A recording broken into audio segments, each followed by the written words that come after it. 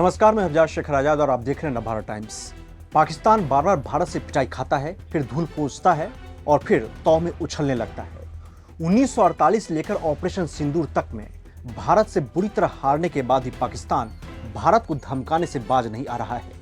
पाकिस्तान के प्रधानमंत्री शहबाज शरीफ ने एक बार फिर से गीदड़ भभकी देते हुए कहा है कि पाकिस्तान की नौसेना ऑपरेशन द्वारका जैसा अभियान चलाने के लिए पूरी तरह से तैयार थी, लेकिन पाकिस्तान की जमीनी और वायुसेना की तरफ से मुंहतोड़ जवाब देखने के बाद भारतीय नौसेना ने टकराव टाल दिया।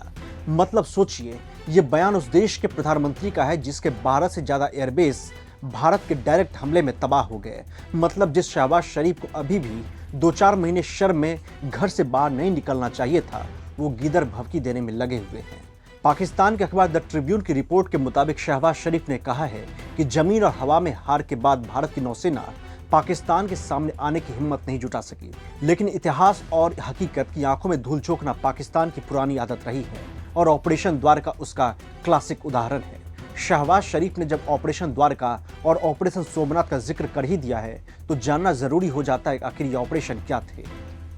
शहबाज शरीफ जिस ऑपरेशन द्वारका का जिक्र कर रहे हैं वो असल में 1965 की भारत पाकिस्तान की लड़ाई के दौरान पाकिस्तान की नौसेना ने चलाया था। ऑपरेशन द्वारका को ही पाकिस्तान ने ऑपरेशन सोमनाथ कोड नाम देकर इसके जरिए उसकी कोशिश भारत के हिंदुओं की भावना को आहत करना था, क्योंकि मोहम्मद गजनी ने सोमनाथ मंदिर को कई बार लूटा था।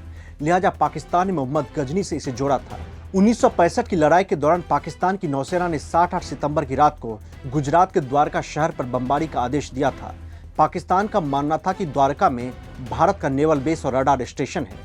पाकिस्तान इसे खत्म कर अपने कराची बंदरगाह को सुरक्षित करना चाहता था। इस दौरान पाकिस्तान की नौसेना ने द्वारका शहर के पानी, समुद्री और नागरिक क्षेत्र में काफी देर तक बमबारी की थी। ये हमला करीब 22 मिनट तक चला था और इस दौरान करीब 60 से ज्यादा बम के गोले दागे गए थे। लेकिन बाद में खुलासा हुआ था कि उस दौरान द्वारका शहर में ना तो कोई नेवल बेस था और ना ही कोई रडार स्टेशन। भारत ने उस दौरान पाकिस्तान की नौसेना को आराम से बमबारी करने दिया था ताकि उसे लगे कि उसने नेवल बेस को उड़ा दिया है। पाकिस्तान की बमबारी में भारत को कोई नुकसान नहीं हुआ था। भारत के रेलवे स्टेशन से लेकर मंदिर तक पूरी तरह सुरक्षित रहे थे। लेकिन पाकिस्तान आज तक मानता है कि उसने द्वारका शहर में भारत के नेवल बेस और रडार स्टेशन को उड़ा दिया है और उसी गलतफहमी का नतीजा पाकिस्तान को 1971 के युद्ध में चुकाना पड़ा था।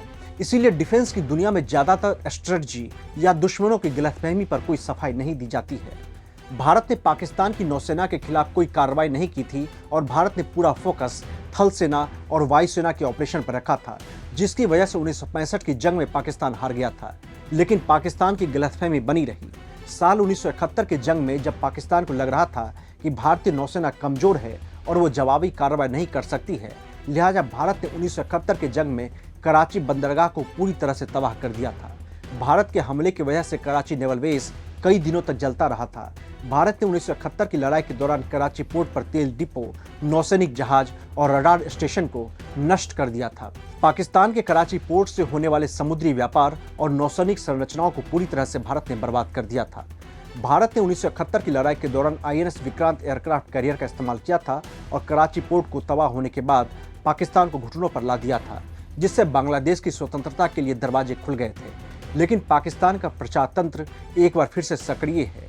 पाकिस्तान अपनी जनता के बीच खुद को विजेता बता रहा है। पाकिस्तान आज तक अपनी जनता को यही बताता है कि उसने 1965 और 1971 की लड़ाई में भारत को हराया था। यानी जिस पाकिस्तान ने 93,000 सैनिकों के सरेंडर और आधा देश बंटने के बाद भी अपनी हार नहीं मानी, वो भला अपने 12 एयरबेस पर हमले के बाद कहां से हार मानने वाला है। नमस्ते, जय हिंद।